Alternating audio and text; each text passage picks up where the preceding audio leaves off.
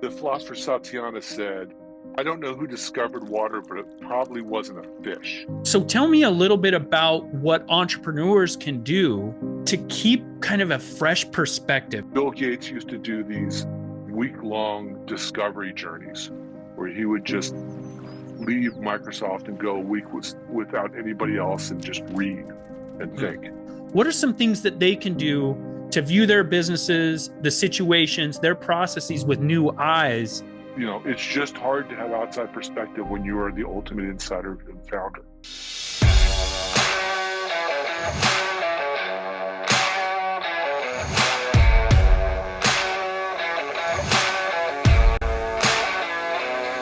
Hey everyone, welcome to the Business Growth Pod.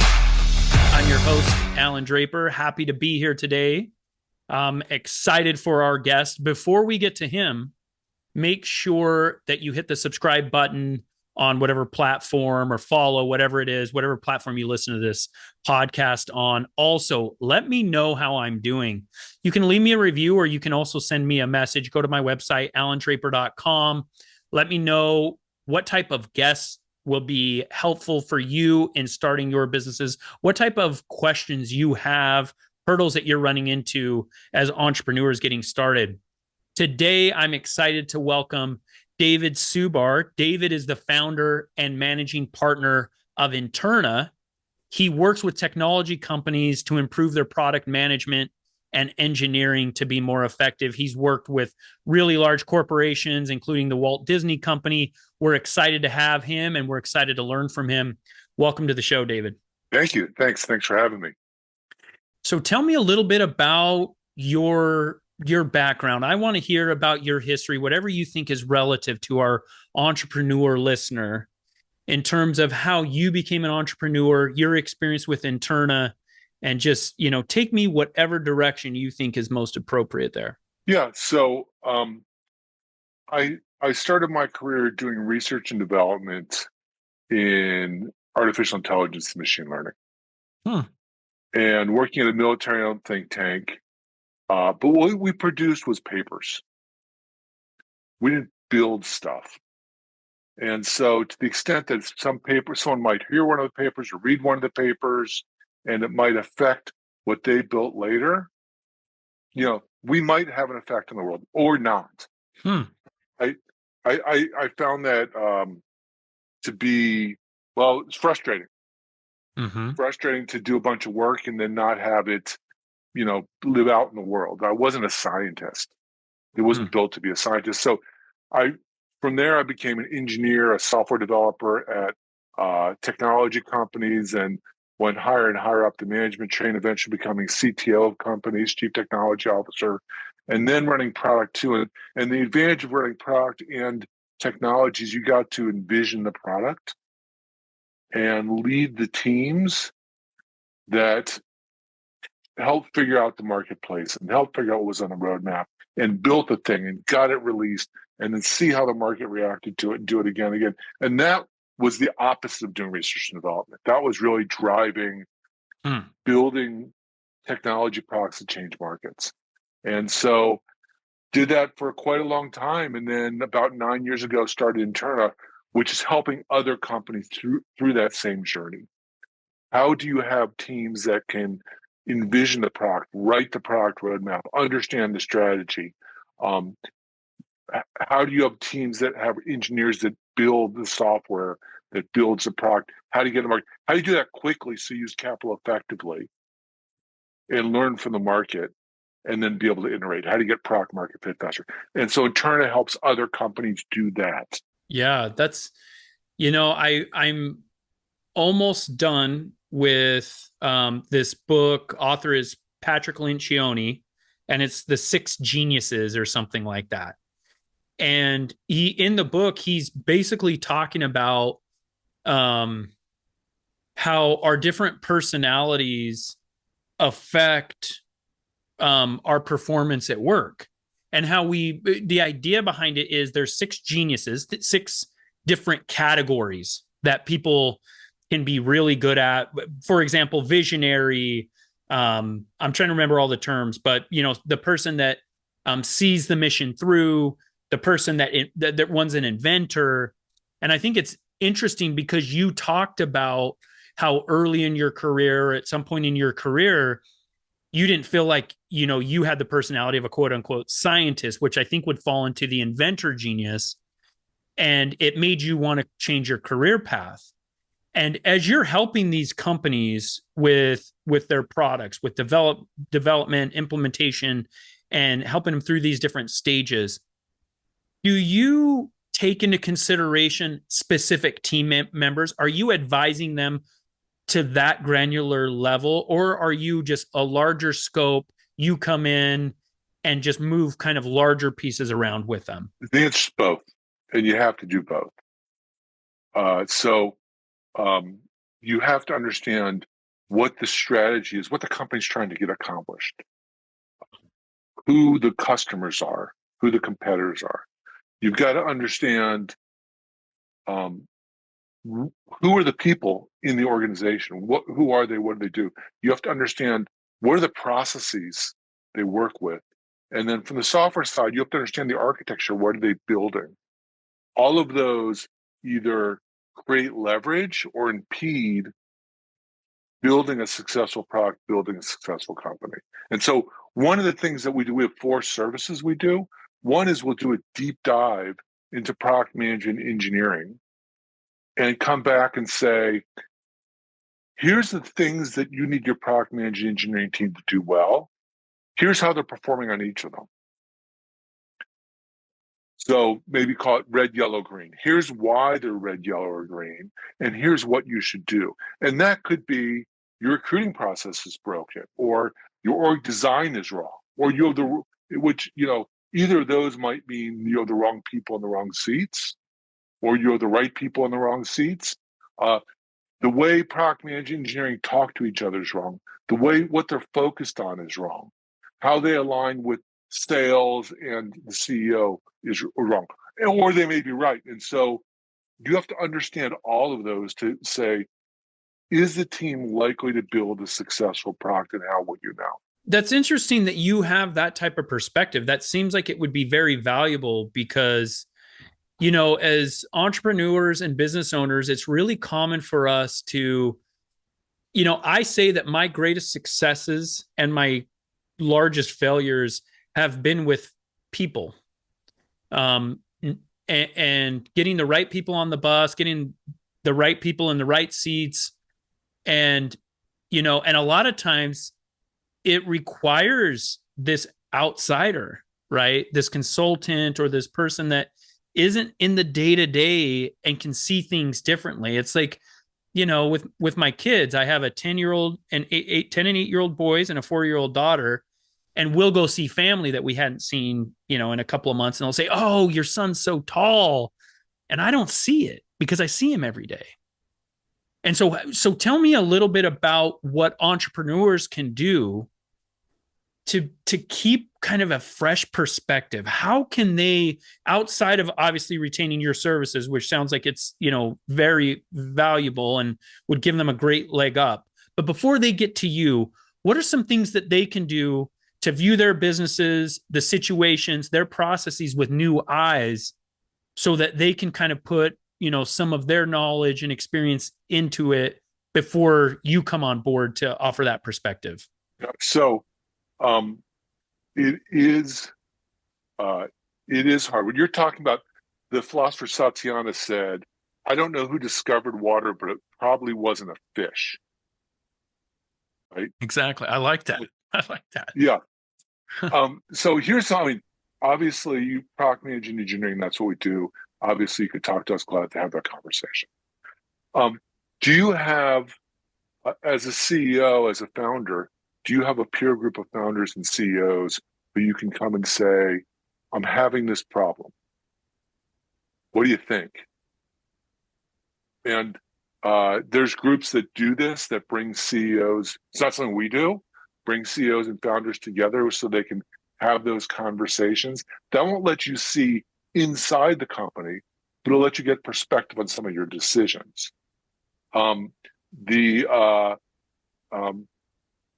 also depends on the relationship with the executives that work for the CEO. what are those like? I know someone who's CEO of a major retail chain, and has an executive that he very much trusts and is very open with. And that person gives him perspective, but that's also a little bit fraught because the other executives may know about that relationship. It's hard to have outside perspective when you're inside. It's very, very hard. Bill Gates used to do these week-long discovery journeys where he would just leave Microsoft and go a week without anybody else and just read and think. That's another option, right? But it's,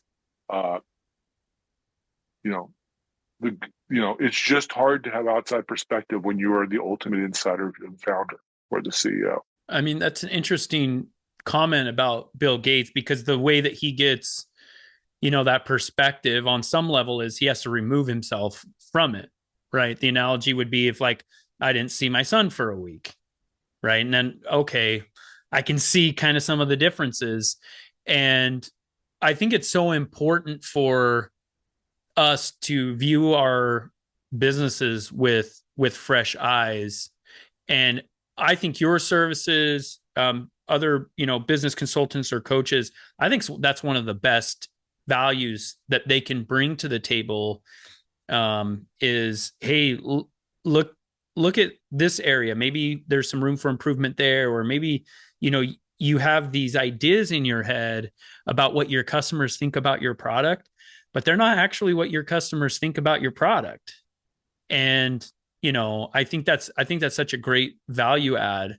What are some things, and I'm talking mostly about more early stage, smaller organizations or startups, what are some things that you see them really struggle with in seeing about their business or their people? What is kind of something that's more common in the earlier stages, some of those mistakes that are more commonly made, that you're able to go into a business and say, oh, well, this is kind of a staple mistake that early entrepreneurs make? Anything come to mind? Yeah.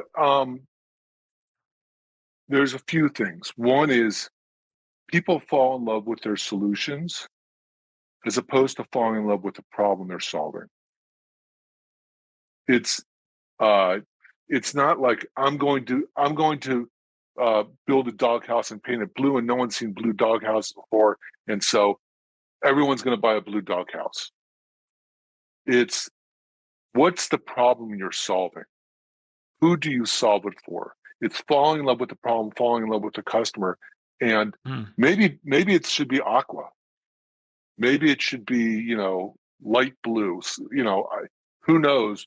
But it's not about the blue doghouse. It's about, I am here to serve this kind of customer, and we're going to iterate on that problem quickly until we figure it out. That's problem A. Problem B is, it's the flavor of the day problem. Oh, it's a blue doghouse. No, maybe it's red. Maybe it's orange. Maybe it's green. And so you have to come with a thesis of, here's who we serve, here's the problem we have, here's how we're going to do it, and here are the steps we're going to take. We're not going to just arbitrarily pivot every day. We're going to be thoughtful about it. We're going to measure it. And so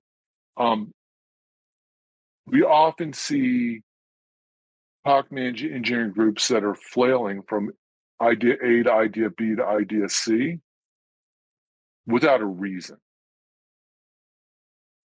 And then the last thing is the thing that you said before. I say it slightly differently, is 90% of your problems are solved by hire well, retain well, and fire well. And you got to do all three of those well. And fire well, by the way, is the hardest of the three. And people make mistakes on all of those, all three. That's incredible feedback. I mean, that's, especially, I love this idea of not falling in love with the solution. I think you're right. I think most entrepreneurs, we start off on this path of, we're open-minded to some extent.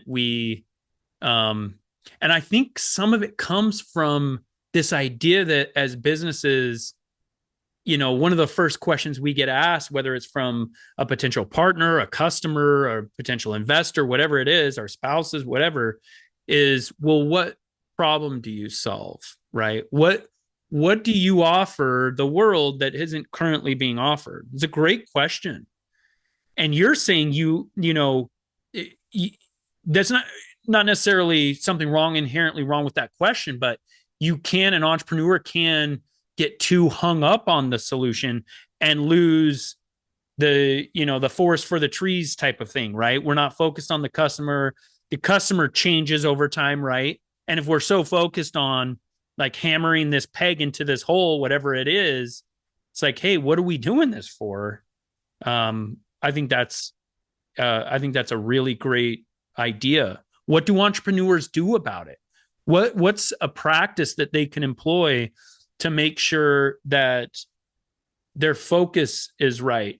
And then the second thing you said was, I think, equally important. So on one hand, like, how do we make sure our focus is correct? And then on the other, how do we make sure we're not changing it all the time? Because as entrepreneurs, we are terrible at that. It's like, we have the squirrel syndrome where it's like, wait, that's a good idea. Oh, maybe we should do that. So how do entrepreneurs kind of address those issues? I think it's fundamentally starting by saying, here's what we believe the market is, here's who we believe the people are, and here's the problem. And every product that you build should address those questions. And here's the formula that we use. We believe we by building this product for this customer, we believe they'll get this benefit. And we'll know it when we see this metric move. So if we say there's customers out there that have problem X, great. We're going to put things in the roadmap that benefit the customer. And here's how we think it's going to benefit them. Not let's try to paint it blue because maybe blue is more attractive than red. But here's the problem they have. Here's how it's solved. And here's how we will know if we're solving it or not. You need to have a clear statement about that for everything you put on the product roadmap. Clay Christensen had this thing. He had this concept of jobs to be done. And Clay Christensen, if you've never read any of his books, he's brilliant. He's got a few books, definitely worth reading all of them. Is that the Inventor's Dilemma? No. Yeah, the Innovator's Dilemma was one of them. Innovator's Dilemma, yep. Yeah, exactly right. They went to McDonald's. They were working with McDonald's. He was a professor in Harvard's business school. And they went to McDonald's, and they were helping McDonald's, and people were buying vanilla shakes at 9 a.m. That seems curious. Mm-hmm. Vanilla shake's a delicious thing, not so good for you, but delicious. But why would you have one at 9 a.m? And McDonald's couldn't figure it out. It turns out that the vanilla shake at 9 a.m. solves a job. People were on their commute. They were hungry. They didn't have time to have breakfast. And they didn't want something that spilled on them in the car on their way to work. So understanding that, now you can design other food that might work for them. You can broaden their menu if you understand what it was they were trying to do. And so it's always about the customer. It's always about the problem they have. And I feel like I'm just quoting a bunch of people. But Draper said, the job of a company is to create customers. Revenue is a side effect of that. Yeah, that's such a great perspective for entrepreneurs to have. How do they monitor it? What are because one of the core components of a business is that it evolves. And if it doesn't evolve, it dies. And it needs to evolve because economies change, people change, technology changes. How does an entrepreneur monitor or measure or become aware of somehow changes that need to be made because their customer base or some other facet of their market is changing? Yeah, and you're right. Markets and customers change all the time. Actually, by entering a market and creating a solution, you are changing the market. And so you have to go back at first principles and understand the customer and understand their needs very frequently. You don't do it every day, but I would suggest once a quarter to go and try to understand where you are, what the customers are, what's changed, what the competitors are. SWOT analyses are one way to do it. There's worthy maps. There's other techniques to understand what the customers are. And then you ask yourself, do we or do we not want to change? Because maybe there's changes that aren't important. Maybe there's market segments that you're not interested in, right? But you have to go and understand. It's sometimes a place where having a third party is helpful, but not always necessary to help you understand. Also, just monitoring the metrics of the business. And the metrics may be financial metrics. They might be usage metrics. Changes that are up or down or consistent are both interesting. We're selling a lot more of this than we did before. That's interesting. What happened? Did we do something that was successful? Did something else happen? Did we do something by accident? Did the market change? Or things are going down? Gee, what happened? There's a whole process called retrospective where you can understand those processes. One of the things actually, when we analyze, it's one of the things that we look at is looking at trend lines and what happens to be thoughtful about it. I mentioned that the deep dive we do. Oftentimes companies, after we do the deep dive, will say to us, can you help us get to the next step? And so we'll coach the CTO or chief product officer, or we'll work as interim CTO and get the groups to the next step to get them there. But that also often is a process of how do you put that process of periodically checking in and seeing how you're doing as part of the process. Every time you do a product release, after the release, you need to say, did this product do for the market what we expected to do? But if a product's been on the market for a long time and hasn't had significant changes, you need to regularly go back and say, how's the product line doing in general? And by the way, you're going to trade shows, you're reading a bunch of stuff online or whatever. You should be attuned to what's going on. You should be talking to customers. You should be, once again, it's about empathy with the customer and empathy with the problem.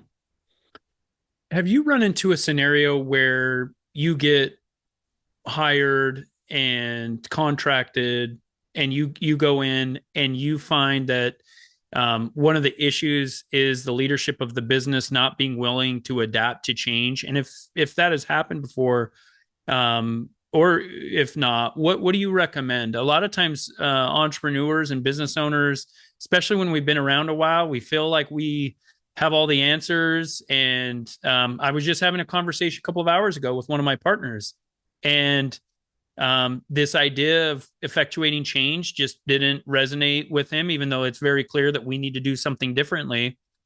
How do you get an entrepreneur to, whether they agree with your idea or not, just open up their mind to the possibility of some change?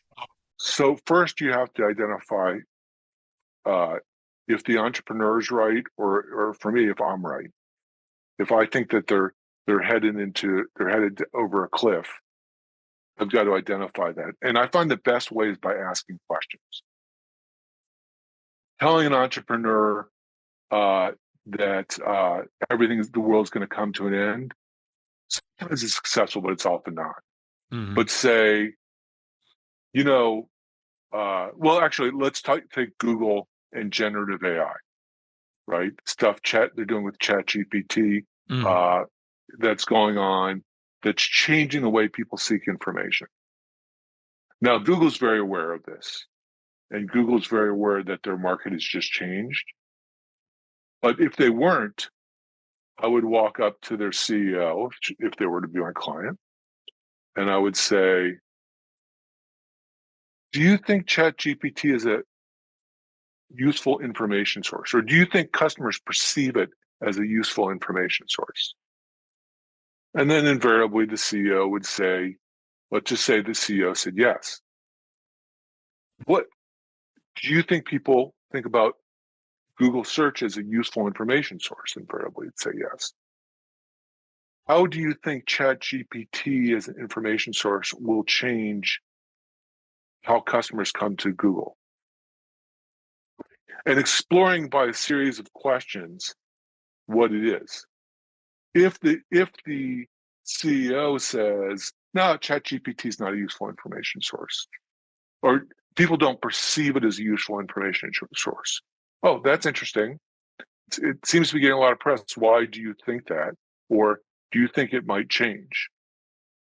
No, it could be the CEO I'm talking to has information I don't have. And that's interesting. Now I've learned something and I'm going to back off. What I have is broad knowledge, not deep knowledge. I don't know about a particular CEO's market, but I've seen a lot of companies over 9 years of doing this. And so I can ask questions that I can pattern match, and I can ask questions of other patterns that I've seen, and that together we can discover if they need to be open to more things or not. I love that. And I think it's such an important part of the entrepreneurial journey is to ask questions, to have an open mind. And, a lot of times entrepreneurs, they have, deeply founded beliefs about something, but it's not in data. It's just, that's the way things have always been, and that's the way things are always going to be. And I think one of the greatest attributes of successful entrepreneurs is the ability to question and say, okay, this is what I think it is. But why do I think that? And what are the other alternatives? And it's not something that we need to be doing on a nonstop basis. Otherwise we wouldn't accomplish anything, right? We'd just be questioning things all the time. And so the flip side of that is the entrepreneur has to say, okay, this is with the information that I have and the advice that I've received and the research that I've conducted, this is the best course of action for our business. And we are going to follow this course until we receive contrary information, whatever the case is. And that's such an important part of that journey. Well, David, this has been fantastic. It's clear that, you would be an asset to any business. Where can people, where can they go to learn more about what you guys are doing in Interna and how you can help them? So our website is www.interna.com. Interna is like the word internal without the L, INTERNA.com. You can hit me up on LinkedIn. So David Subar, my last name is like Subaru without the U, SUBAR.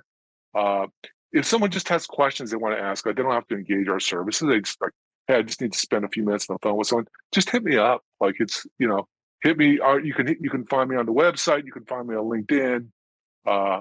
And I'm D Subar like almost everywhere on the internet. So D like David and Subar like my last name. So glad to just be helpful. All right. Well, thank you so much for your time, David, and we wish you nothing but the best. Thank you. If you have enjoyed today's podcast, please leave us a rating. And for daily inspiration and business tips, follow Alan on Instagram. Until next time, remember, we build the future one entrepreneur at a time.